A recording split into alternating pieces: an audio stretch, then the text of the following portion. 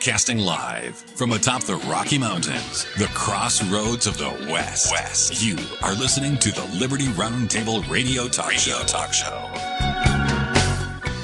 All right, they call it a National Stoner Holiday. We're talking psychotropic drugs? No, psychedelic drug therapies. The Nickel Nightmare, largest company in the U.S. What is it? The DOJ to erase Steve Bannon contempt of court conviction. We've got an eye on all of it. Happy to have you along, my fellow Americans. I'm Sam Bushman with another version of Liberty Roundtable Live, hard-hitting news the networks refuse to use, and it all starts now. All right, this is very interesting. What is today, April the 20th? Yeah, man, that's 420, baby. What on earth is 420, you ask? Today, April 20th, marks, quote, National Stoner Holiday. The origins of 420 explained, ladies and gentlemen. Do you know about this? It's like Stoner Day, they say. 420, man. On April 20th, marijuana enthusiasts celebrate 420. They say that's an agenda that's associated with cannabis culture, originating from a group of high school students. I guess they're known as the Waldos. Back in the 1970s, they would gather at 4:20 p.m. to smoke near San Rafael High School in California there. The term gained prominence through the Grateful Dead's promotion of the thing. They call it Connections or whatever. And today, 420 is well known. It's observed widely across states, some of which legally recognize marijuana for recreational and medicinal use. Now, I want to kind of talk about this for a second because I believe that the origins of the day are kind of vague. Some point it to the high school, some point it to the Grateful Dead, some point it to all these different things. I think that we don't really know the exact origins. It's a matter of opinion on that. But what I will say is this: when we talk about 420 marking National Stoner Holiday, I think that's a little bit of an unfair misrepresentation. Let me explain what I mean. I'm not really for blatant drug use. Okay, I think using drugs is not good for your mind. I think oftentimes it can, move to all kinds of addictions, and people then, for money and addictions, can steal and give their bodies away and do all kind of things that they would not normally do because, one, they're drugged, two, they're addicted, and so their agency is destroyed or taken away to a great degree. I think that's a serious problem. So I don't really support the recreational use of drugs. I don't. I'm against it. However, I'm not so sure the federal government should have authority in that whatsoever. I don't see anywhere in the Constitution that the government can control if you grow some, marijuana or weed locally and then you use it. I don't really see where the general government has any authority in that whatsoever. Okay? I'm not defending the recreational use of drugs. What I'm doing is highlighting what I believe the general government has authority and no authority to do. Now, when we call it Stoner Holiday, again, I'm not for the use of recreational drugs. But I will say this very clearly. I do think the medicinal use of drugs makes a lot of sense. And the idea that we can let Big Pharma promote these psychiatric drugs, that's why I kind of started out a little bit with the term psychiatric or whatever instead of psychedelic. The government creates these psychiatric drugs and these hardcore opiate painkiller drugs, and they've allowed Big Pharma to sell them and get everybody hooked on them. They've created street cred where there's street drugs everywhere and pharmaceutical drugs everywhere. And people are hardcore addicted. So you can't get marijuana, you can't use marijuana, or whatever you want to call it, cannabis, which, by the way, those two things are different. I'll get into that in a second. My point being, you can't have those things, which are, completely mild compared to some of the psychotropic, some of the psychedelic, some of the opiate drugs that are on the market today via the street and via government and Big Pharma, to where it's insane to me. Okay, we need to literally let the market lead itself, and government should get out of the way. I'm not really for the general government saying drugs are legal or illegal. I don't think it's a general government issue. Now, when it comes to the states, I think states can do what they want. And I personally applaud the states that have medicinal use of marijuana. And I'm not really for the recreational use. But at the end of the day, I don't really like this being called stoner holiday because there's a big difference between the use of marijuana for medicinal purposes versus recreational purposes. And I personally don't think we should lump them together because what we've done is we've given marijuana or cannabis this horrible rap. Oh my gosh, everybody's just getting stoned and they're asking the government or the doctors to give them permission to just get stoned. That's not it at all. A lot of it has to do with anxiety, which there's a big problem with today. A lot of it has to do with mental instability. A lot of it has to do with, and I know examples where medical marijuana or medical cannabis has made a huge difference. I know someone who has autism. They're nonverbal. And when you give them some cannabis, it actually makes a huge difference for them. Instead of being so difficult for their parents to take care of these children, sometimes it makes it a lot easier because they relax a little bit and they're not so, edgy and whatever you want to call it. There's a lot of things that make sense here. Even doctors will agree with a lot of this. So I don't really just like it saying, hey, man, 420 stoner day. Okay, fine. But let's not act like if you have a prescription for a psychotropic drug or for a hardcore opiate painkiller drug that you're fine because it was prescribed by a doctor. But by golly, if you had some marijuana, even if it was prescribed by a doctor, ooh, you're a bad guy, man. You're just a stoner. See, I think we've got the media in bed with government that has manipulated this big time to the point where I don't think we're dealing with it honestly or fairly. So anyway, I thought I'd bring that up on 420, what they call Stoner Day, and say there is legitimate use for medical cannabis or marijuana. I know there's a difference.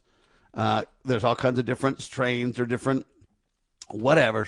I understand all that, but I think we need to be very careful when we talk about recreational and or medical uses. Speaking of that, President Donald Trump over the weekend signed an executive order, and it facilitates an expanded research on what are called psychedelic drug therapies.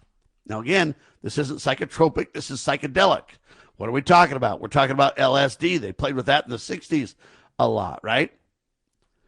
On Saturday, President Trump enacted an executive order to expedite research on psychedelics like LSD, ecstasy, and psilocybin, aiming to reevaluate their, quote, medical use in treating mental health issues. Now, I applaud President Trump saying, hey, we shouldn't have this illegal and we shouldn't, prevent people from looking into these things. But they say the initiative includes $50 million for studying what they call ibogane's potential, and I'm not really familiar with the ibogaine drug. I don't know enough about it, in opioid addiction treatment. So see, there you go again. You're starting to see them saying, well, hey, we can use a lot of these plants. Now, I don't know what ibogaine is or whatever else, and LSD, but when you talk about psilocybin and some of the mushrooms and, there's peyote, there's plant versions and there's man-made chemical versions. But they say there's immediate benefits for Texas in this. So I've got a problem with Trump spending $50 million or authorizing or whatever else, $50 million. I don't think he should be doing that. So this is the problem. We always have government either in the way to block something or to promote and push something. Why do we have to have government always at the helm for one side or the other? I'd like to see the federal government say, hey, we're not involved in this, whether it be cannabis, marijuana, or whether it be psychotropic, or whether it be psychedelic. And I would like to see the government get out of it and say it's not our responsibility. I'd like to see the states create a fair environment to really study these things and say, hey, is it better for someone to take psilocybin or mushrooms or LSD or ecstasy or, some of these other medications in place of these hardcore opiate drugs? Is there a medical benefit for some of these things? Because what we've got is the government deciding the winners and losers. Hey, mushrooms are horrible. Marijuana is horrible. But hardcore opiates and psychotropic drugs, they're fine. Even though we've got suicidal side effects related to some of these psychotropic drugs, even though we've got, hardcore addictions that relate to, a lot of these people are in prison, not even so much for their drug use, although that might be what they go to prison for, but because they get so addicted that they do crazy things, steal and rob and pillage and plunder and rape and to get the drugs. So I support this research, but do we really need the President of the United States to give an executive order? Do we really need the general government in the middle of it? I think the answer is no. Do we need our government spending $50 million on it? I certainly think not. When we come back, we'll talk about the nickel nightmare. How's that? You're listening to Liberty Roundtable Live.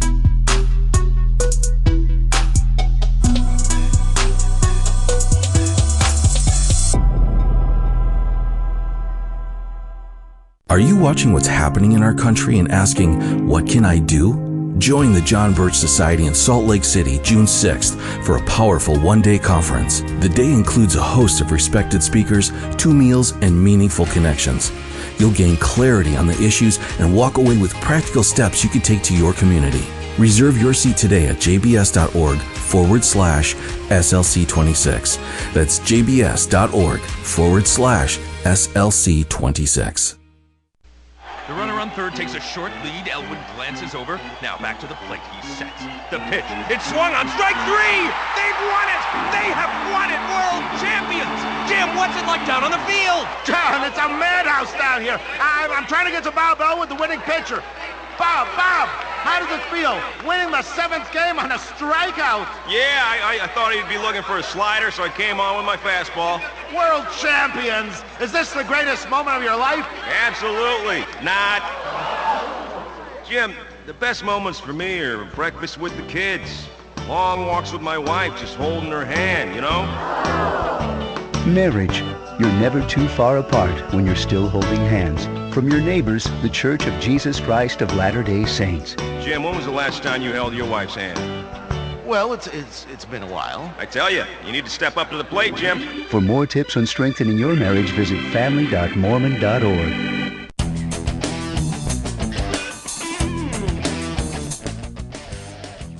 All right, back with you live, ladies and gentlemen. They're calling it a nickel nightmare now. You know they got rid of the penny, right? Following the, quote, discontinuation of the penny in 2024 now. They got rid of it due to what they call high production costs. It costs way more than a penny to produce a penny, right? But now there's focus on the nickel. And you know how much it costs to make a nickel, Liz? My producer, let's see if she knows how much it costs to make a nickel. I had no idea, by the way. Anyway, it's 14 cents to produce a nickel. This is where government is out of control, and no wonder why they call it a nickel nightmare, right? The U.S. Mint, they say, is bleeding $85 million as what they say coin costs skyrocket. Economists suggest that its elimination could be considered amid the evolving U.S. currency dynamics. In other words, hey, they're looking at it. We're looking at digital currency. We're looking at this. We're looking at that. Hey, the nickel might be the next casualty. You think it will be? I just don't know how to gauge that. I don't know. But I will say that I understand it. I mean, who wants to create a nickel for 13 cents and the cost's going up almost 14 cents now? Okay, I think it is a nickel nightmare. If you get rid of nickels, they want you to believe everything will cost more. Will it? Will it really cost more? For example, they always make things $29.99, $29.95. When they make it $29.95, it's already rounded to the nickel. When they go ahead and, make it $29.99, people have already dealt with the penny. It's rounded to, up a penny. But the question becomes, a lot of times in, say, Walmart, they make it 88. Well, that's 2 pennies they have to round up. But the question is that what will, getting rid of the nickel really do? In many ways, it'll simplify our lives. We don't have to have all that change. But then will the dime be next? I mean, the question becomes, how much does it cost to make a dime? Anyway, it gets kind of weird fast, doesn't it? Because you go, well, how much does it cost to make a dime? Okay, how much does it cost to make a quarter? Right? I'm going to ask ChatGPT how much it costs to make a dime and how much it costs to make a quarter. It's almost 14 cents to make a nickel. I see why they got rid of the penny. I see why they'd want to get rid of the nickel, right? All right, they say it costs much more than the face value to make both. Dime costs 14 to 16 cents to create a dime. Wow. How much does it cost to make a quarter? 28 to 32 cents. They say it fluctuates slightly with metal price changes and manufacturing costs. They say both coins are mostly made of copper and nickel. Metal prices have risen over time. So, should we get rid of those metal coins? The government loses money on every nickel, dime, and quarter that it makes. Now the question is, how much does it cost to make a coin dollar, right? To make a coin dollar, you got to ask that question. How much does it cost to make the paper? How much for a paper dollar? Oh, they make a large profit on every dollar coin. That's why many economists say dollar coins are, quote, financially smart. There you go. Well, how much is it then, I wonder? How much do they make on the dollar? And how much for a paper dollar?